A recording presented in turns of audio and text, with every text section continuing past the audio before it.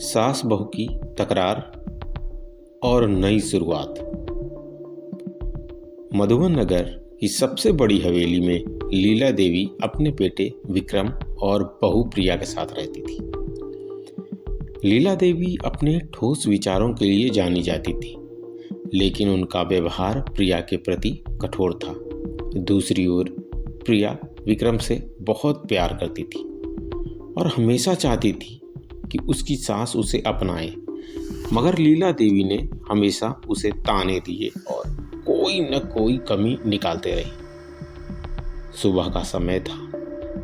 प्रिया ने जल्दी उठकर नाश्ता बनाया और विक्रम के लिए खास तौर पर पराठे बनाए जो उसे बहुत पसंद थे। लीला देवी ने जब देखा कि पराठे बन रहे हैं तो तुरंत ताना मारा, बहू, ये मक्खन क्या अपने मायके से लेके आई है जो यूं ही खर्च कर रही है?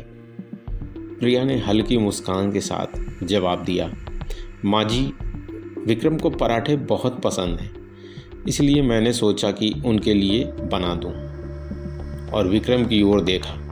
उम्मीद थी कि वह कुछ कहेगा, मगर विक्रम ने कोई प्रतिक्रिया नहीं दी और चुपचाप नाश्ता करके बाहर चला गया। प्रिया की आंखों में आंसू आ गए।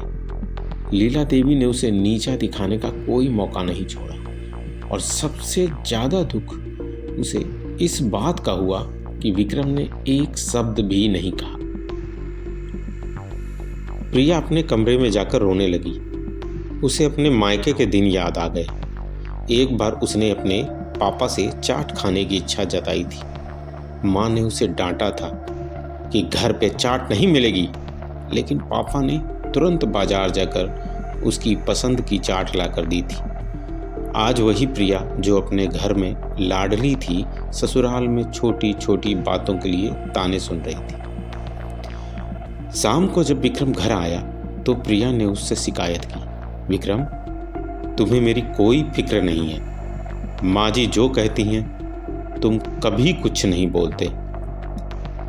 विक्रम ने ठंडी आवाज में कहा, प्रिया, इस घर में वही होता है जो माँ चाहती है। मेरी पसंद की बात छोड़ो, बस वही करना जो माँ कहती है।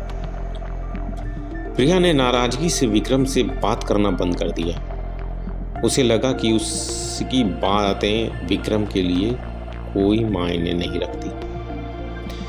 कुछ दिन बाद प्रिया ने लीला देवी से कहा, माँ जी, मैं कुछ दिन के लिए अपने मायके जाना चाहती हूँ। पापा की तबीयत ठीक नहीं है। लीला देवी ने मुंह बनाते हुए कहा, तू वहां जाएगी तो एक हफ्ता तो वापस नहीं आएगी। तेरे ससुर और विक्रम का ख्याल कौन रखेगा? मुझे तो चक्कर आ रहे हैं। मैं काम नहीं कर सकती। जाना है तो एक दिन के लिए चली जा। प्रिया के मन में गुस्सा और दुख भरा हुआ था, लेकिन वह एक दिन के लिए मायके चली गई। वहां पहुंचकर उसने देखा कि घर का माहौल भी अब पहले जैसा नहीं रहा। भाभी राधा ने उसे ठंडे लहजे में कहा, तुम बस एक दिन के लिए ही आई हो ना? मुझे भी अपने मायके जाना है, इसलिए जल्दी वापस चली जाना। यह सुनकर प्रिया का दिल टूट गया। उसे समझ आ गया कि मायके में अब उसकी जगह नहीं रही। निराश होकर प्रिया वहां से वापस लौटने लगी। घर लौटने से पहले प्रिया मंदिर गई और वहां भगवान के सामने बैठकर रोने लगी। तभी उसे सामने के बेंच पर बैठे अपने माता पिता नजर आए।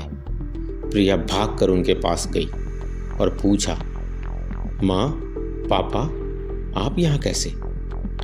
मुझे तो बताया गया था कि आप तीर्थ पर गए हैं। माँ ने आंसू भरी आंखों से कहा, बेटी, तेरे भैया ने हमसे झूठ कहा। उसने हमारे घर के कागज गिरवी रखकर कर्ज लिया और हमें घर से निकाल दिया। अब हमारे पास कहीं और जाने की जगह नहीं है। प्रिया का दिल टूट गया। उसे समझ नहीं आ रहा था कि वह क्या करे। वह अपने माता पिता को ससुराल नहीं ले जा सकती थी, क्योंकि वहां उनकी खुद की ही कदर नहीं थी। प्रिया ससुराल लौट आई और उसने पूरी बात विक्रम को बता दी। वह रोते हुए बोली, क्या हम उन्हें यहाँ अपने साथ रख सकते हैं? इस उम्र में वे कहाँ जाएंगे? विक्रम ने गहरी सांस ली और कहा, प्रिया, तुम्हारे माता पिता हमारे लिए भी आदरणीय हैं, लेकिन यहाँ रहने से उनका आत्मसम्मान आहत हो सकता है। मैंने एक इंतज़ाम किया है।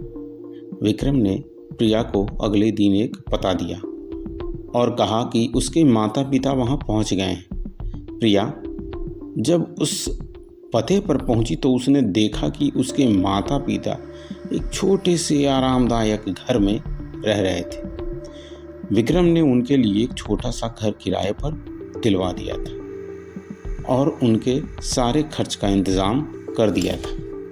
प्रिया ने आश्चर्य से पूछा, विक्रम, तुमने मुझे ये क्यों नहीं बताया? विक्रम ने मुस्कुराते हुए कहा, प्रिया, मैं नहीं चाहता था कि तुम्हें चिंता हो। तुम्हारे माता पिता का आत्मसम्मान हमारे लिए सबसे महत्वपूर्ण है। मैंने सोचा था कि यह सही तरीका होगा। प्रिया की आंखों में आंसू थे। उसने विक्रम का हाथ पकड़कर कहा, तुम्हें मुझसे पहले मेरी चिंता थी। आज तक मैं तुम्हें गलत समझती रही। उसी वक्त लीला देवी ने कमरे में प्रवेश किया और बोली, बहू, मैंने और विक्रम ने पहले ही तय कर लिया था कि तुम्हारे पिता का कर्ज वापस करेंगे। मैं जानती थी कि तुम हमें गलत समझोगी, लेकिन सब ठीक हो गया ना। बस अब चलो, सुबह का नाश्ता तैयार कर लो और हाँ, पराठे अब रोज बनेंगे। लीला देवी की बात सुनकर प्रिया, विक्रम और लीला देवी तीनों जोर से हंस पड़े। प्रिया ने महसूस किया कि सास बहू के बीच का यह रिश्ता कभी कभी तकरार से फट जाता है, लेकिन अगर दोनों पक्ष समझदारी और प्रेम से काम ले तो हर समस्या का समाधान हो सकता है।